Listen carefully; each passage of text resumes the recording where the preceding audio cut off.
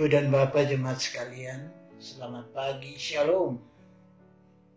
Ibadah minggu di rumah-rumah pagi ini, kita mesti bersyukur kepada Tuhan dan Allah kita, karena kita masih diperkenankan menghirup dan bernafas sampai saat ini. Itu tanda ada kehidupan bagi kita semua. Karena walaupun di hari-hari yang sulit, menggelisahkan, bahkan menakutkan, karena bencana non-alam, virus corona maupun bencana alam yang terjadi akhir-akhir ini di mana-mana. Tapi tangan Tuhan tidak kurang panjang memegang, merangkul, dan menyelamatkan kita. Sehingga kita semua ada dan hidup sampai hari ini. Kebenaran firman Tuhan pagi ini terbaca dari pertama Korintus 12 ayat 12 sampai 31. Pada bagian ini Rasul Paulus mau mengingatkan kita semua bahwa persekutuan jemaat adalah ibarat tubuh Kristus. Kristus adalah kepala dan jemaat atau semua orang adalah anggota tubuh itu dengan peran dan fungsi masing-masing. Semua anggota tubuh saling bergantung, saling membutuhkan untuk saling memberi perhatian, saling melengkapi dalam kekurangan dan kelebihan mereka. Ayat 12 pembacaan kita tadi, Paulus mengemukakan dan menyampaikan pernyataan sentral bahwa tubuh manusia itu satu, sebuah unit yang bekerja, dan segala anggota itu sekalipun banyak tapi satu tubuh. Tidak ada satu bagian atau organ pun yang dapat berada atau berfungsi di dalam dirinya sendiri, yang dapat mengklaim bahwa ia adalah sesuatu yang terpisah dari kesatuan tubuh. Demikian pula Kristus di dalam tubuhnya, yaitu jemaat. Jadi jemaat bukanlah suatu perhimpunan bebas dan orang-orang dapat memutuskan untuk bergabung atau keluar. Tidak, saudara-saudara. Jemaat diciptakan Allah dalam satu roh yang adalah sumber keesaan jemaat dan sumber dari berbagai karunia yang diberikan untuk melayani keesaan tersebut. Melalui kuasa roh itu, orang-orang percaya, saudara-saudara dan saya, telah dibaptis menjadi satu tubuh, yaitu dipersatukan di dalam Yesus Kristus yang telah disalibkan dan dibangkitkan. Dipersatukan dalam Kristus berarti tidak ada lagi perbedaan di antara kita, baik agama, ras, sosial, orang Yahudi maupun orang Yunani, baik budak maupun orang merdeka, juga laki-laki maupun perempuan. Kita diberi minum dari satu cawan, dari satu roh. Itu pertanda adalah cara yang sejajar untuk berbicara, dan satu baptisan yang mempersatukan semua orang percaya. Bapak Ibu jemaat sekalian yang Tuhan Yesus kasihi. Selanjutnya ayat-ayat berikut menyatakan bahwa tiap-tiap anggota tubuh telah dilengkapi dengan fungsinya masing-masing yang berbeda tetapi penting, unik dan sangat diperlukan.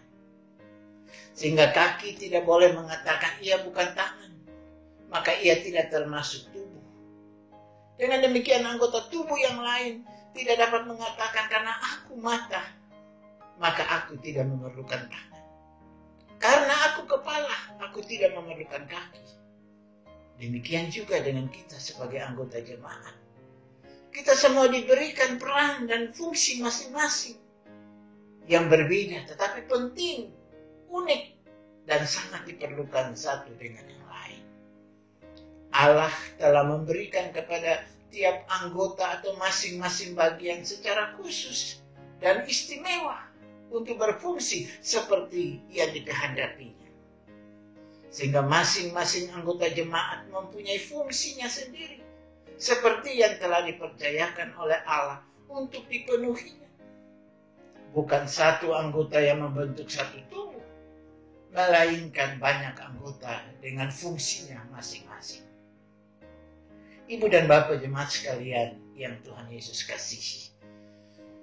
Apa yang digambarkan oleh Rasul Paulus dalam metafora, banyak anggota tetapi satu tubuh, kini menjadi jelas dalam tanggung jawab pelayanan jemaat.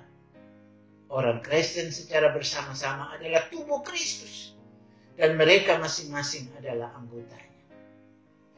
Dan sama seperti Allah telah menetapkan berbagai fungsi khusus untuk setiap anggota tubuh, demikian pula Allah telah menetapkan berbagai fungsi dalam pelayanan jemaat untuk keseluruhan tubuh Kristus, seperti rasul, nabi, pengajar, gembala, hamba yang dilengkapi dengan berbagai karunia rohani. Karunia-karunia yang disebutkan dalam surat ini adalah segala macam pengetahuan untuk melayani persekutuan tubuh Kristus. Sehingga nabi, rasul, hamba memiliki tanggung jawab untuk menggembalakan umat, mendoakan umat, dan juga ada karunia untuk bernubuat, ada karunia untuk membuat mujizat, ada karunia untuk bisa berbahasa roh. Tapi masing-masing karunia itu tidak boleh ditonjolkan, tidak boleh masing-masing menganggap dia lebih besar. Sebab seseorang tidaklah menjadi penting karena memiliki karunia spektakuler sekalipun, dia tidak penting bila dia tidak mampu menggunakan kepelbagaian karunia untuk saling melengkapi dan menyempurnakan persekutuan orang-orang percaya. Saudara-saudara jemaat kekasih Kristus, hal penting yang mau dikemukakan di sini adalah bahwa perbedaan atau kemajemukan karunia, peran dan fungsi yang ada pada kita sebagai anggota jemaat, anggota persekutuan tubuh Kristus, janganlah dijadikan ajang konflik, perselisihan dan perpecahan, tetapi dia harus dikelola untuk menjadi kekayaan berharga bagi semua orang. Saudara-saudara, dalam gereja itu tidak boleh ada yang mengandalkan diri dan kehebatannya. Tidak ada seorang pun yang merasa diri superior yang dapat bekerja dan hidup seorang diri. Tetapi dia pasti membutuhkan orang lain. Saling ketergantungan sesungguhnya menegaskan keterbukaan diri untuk berjumpa dengan orang lain yang berbeda dengan kita. Belajar dari pengalaman, cara hidup, cara beragama orang lain yang baik, yang pada gilirannya lebih memperlengkapi kita tentang tanggung jawab menjalani hubungan dengan alam ini, merawat, memanfaatkan, dan hidup daripadanya. Saling membutuhkan adalah perekat bagi kita semua untuk membuka diri menerima orang lain. Karena itu, perpecahan sebuah persekutuan sesungguhnya disebabkan karena hilangnya rasa saling membutuhkan. Ada yang merasa lebih hebat, lebih kuat, lebih berjasa, lebih berperan, dan sebagainya. Superioritas adalah virus yang dapat menghancurkan sebuah persekutuan, baik itu persekutuan keluarga, gereja, atau masyarakat. Dan juga seperti yang kita alami dari waktu ke waktu. Pelajaran satu tubuh banyak anggota, saudara-saudara jemaat, mesti hidup saling bergantung satu dengan yang lain. Tema khotbah kita hari ini, saling ketergantungan di antara sesama, mengingatkan kita bahwa manusia adalah makhluk sosial yang tidak dapat hidup sendiri. Ia memerlukan makhluk yang lain, baik sesama manusia maupun sesama ciptaan. Dengan kata lain, manusia itu bergantung dengan sesamanya dalam segala urusan kehidupan sehari-hari. Sebab bumi ini diciptakan Allah telah memberikan tanggung jawab kepada manusia untuk merawat relasi kehidupan dengan sesama manusia maupun alam semesta ini. Hidup saling ketergantungan, saling membutuhkan, saling melayani, dan saling berbagi, serta solidaritas kita untuk peduli dengan semua orang. Itulah kekuatan gereja untuk bertumbuh dan berkembang maju. Karena itu, marilah kita melayani Tuhan dengan kerendahan hati.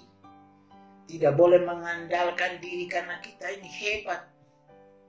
Jangan kita berpikir bahwa kita memberi lebih banyak di gereja ini supaya kita bisa mengatur gereja ini. Tidak boleh. Tapi marilah kita melayani dengan hati.